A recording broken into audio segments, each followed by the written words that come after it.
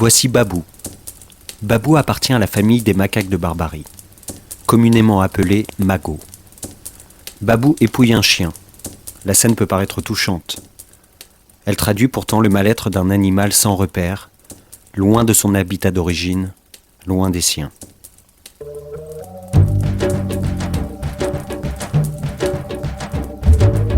Mais qu'est-ce que l'épouillage ? Et d'ailleurs, qu'est-ce qu'un magot ? Pour le savoir, revenons à la source. Babou, comme ses congénères, vient du Maroc. Les magots y sont répartis sur 3 régions, le Moyen Atlas, le domaine du Rif et le Haut Atlas.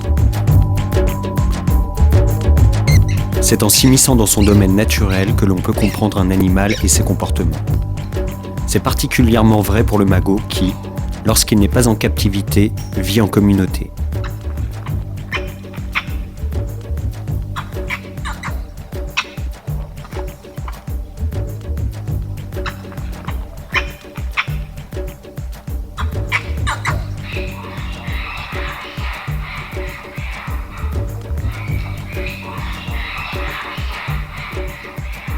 Ils vivent en groupes plus ou moins importants selon la taille de leur territoire.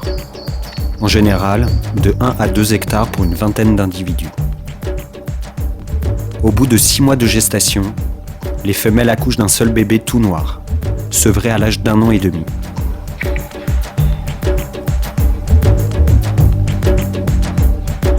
En grandissant et à travers le jeu, les petits imitent les grands et apprennent les règles de vie. Les femelles restent dans un même groupe toute leur vie, alors que certains mâles migrent. Le mâle dominant surveille les mouvements de tous les autres singes du groupe, il gère les conflits et sert de guide lors des déplacements en masse.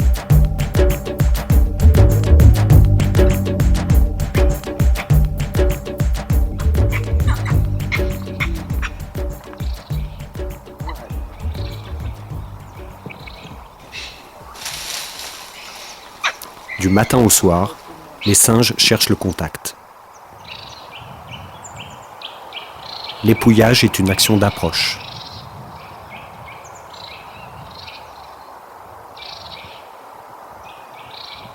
Cette relation tactile est indispensable à la création de liens entre les singes.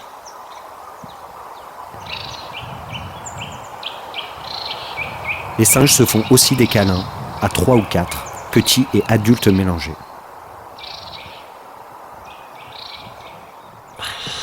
Sur plus de 30 000 individus dans les années 70, il en reste moins de 10 000 aujourd'hui, du Maroc à l'Algérie en passant par Gibraltar.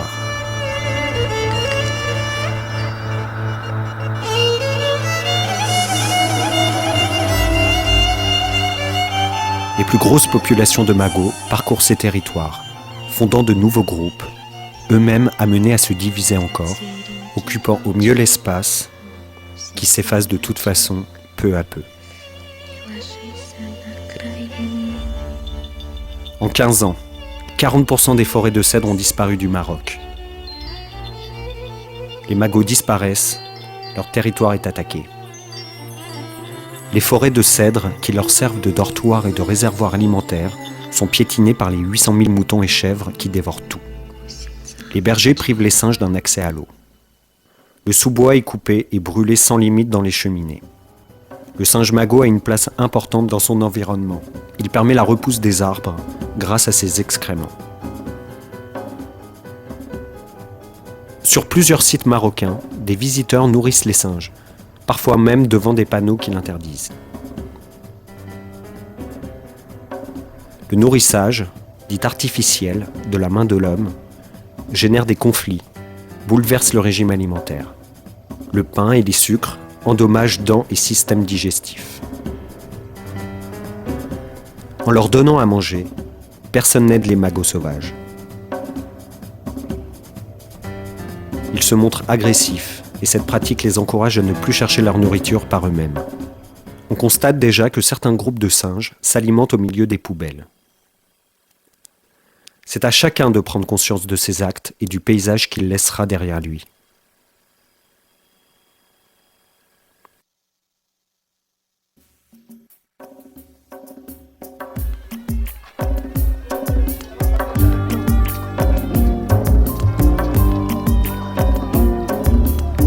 C'est ici que commence une partie du trafic des magots. Quelques braconniers sur la place Gemma Elfna élèvent des singes en cage qu'ils ont capturés dans le Moyen Atlas. Des touristes se font prendre en photo, puis l'idée leur vient d'en acheter un et de le ramener à la maison.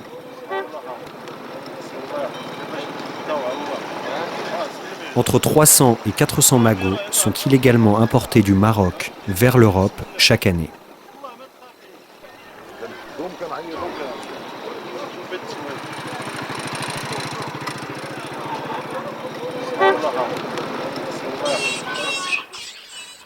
En grandissant, les magots deviennent inéluctablement agressifs.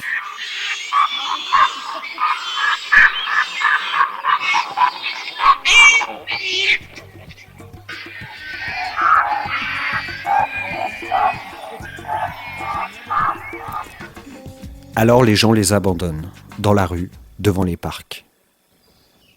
Nous avons 2 groupes de magots qui sont composés l'un de 4 individus et l'autre de 5 individus qui ont tous été amenés au zoo, alors soit trouvés dans la rue, soit saisis chez des particuliers ou dans des cirques, par exemple pour un des mâles qu'on a ici. Et on les a tous récupérés pratiquement individuellement, sauf 3 qui vivaient déjà ensemble. Donc, le singe magot n'est absolument pas un animal domestique. C'est un animal qui vit en grands groupes, qui peuvent atteindre une centaine d'individus. C'est un animal sociable et c'est un animal qui peut être évidemment très dangereux, qui n'a pas vocation à vivre avec les hommes, en tout cas dans le quotidien des hommes. Un singe tout seul n'est rien sans son groupe.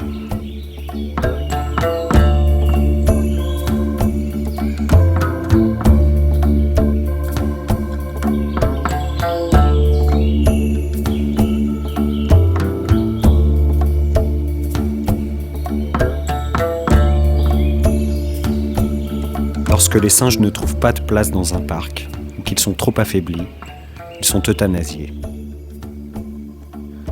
En France, il y a moins de 5 parcs qui acceptent encore des magots. Il existe un refuge en Hollande qui abrite des groupes de magots reconstitués et stables. L'AAP.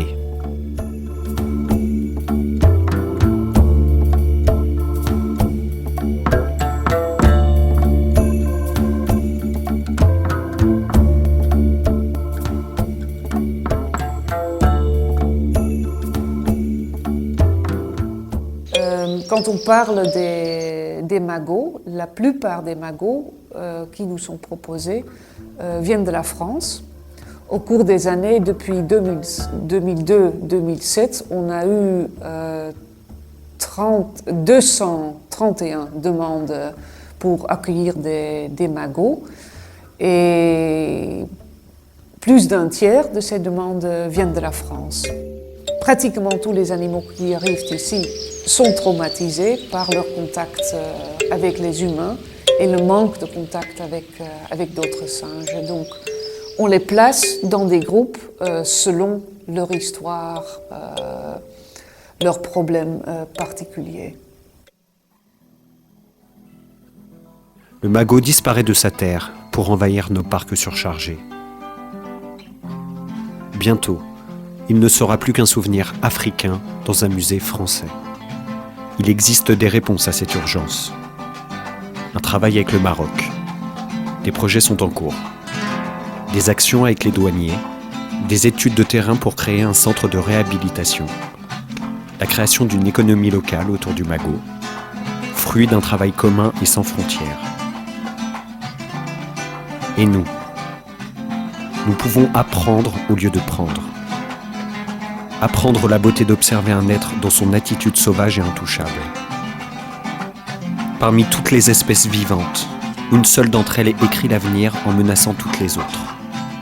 Entre nos mains maladroites, dans nos esprits ignorants, se cache pourtant un pouvoir de guérison, un pouvoir de dire non. Ça commence maintenant.